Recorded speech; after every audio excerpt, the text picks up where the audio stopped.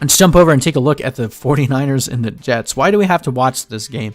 Every week there seems to be a game on the slate that when I have to go back through and like watch the condensed game footage and get a feel for what actually happened, there's always one that makes me fall asleep because it's so boring and you get tired after watching 10, 12, 14 hours straight of footage. And I have a feeling that this game is going to put me to sleep. So in terms of that, there's probably not going to be many fantasy plays here. Over under 42, 49ers favored by only 7. I'm actually surprised that it's that low, but I guess it's because the 49ers don't have many weapons on offense at this point. I mean, at this rate, the Jets are going to go 0-16. Like, they were absolute garbage on Sunday. And if Adam Gase is not fired by week 4, I don't know what the brass in New York is doing. The 49ers, I don't expect them to lose this game, but it's going to be interesting to see how they end up winning it. It might just be where they just run it through the run game with George Kittle dealing with that hyperextended knee and the fact that they don't have any receivers. It looks like Brandon Aiyuk might actually be back at this point. It's too early to tell, but he was practicing today. So we'll talk about him, even though I don't have him listed right now in my rankings. So as it stands right now, Mostert, you pretty much have to start.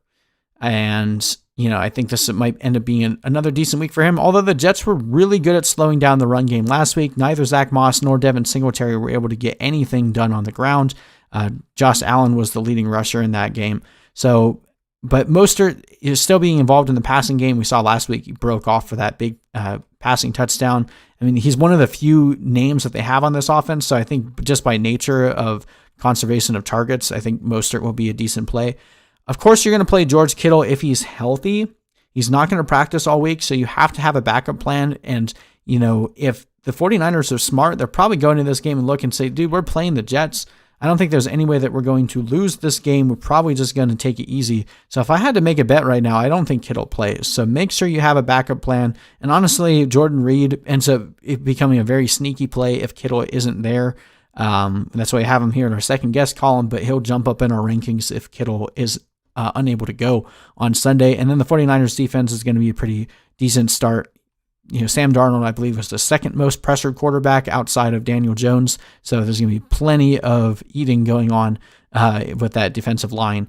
Jimmy Garoppolo, not a great play, even though the Jets defense was terrible against Josh Allen last week. There's just not anyone for him to throw to, and I expect this to be a very low-scoring game, so there's other starts out there. Jerrick McKinnon is an interesting name as well. He might end up seeing a lot more work in the passing game, considering the lack of pass catchers here.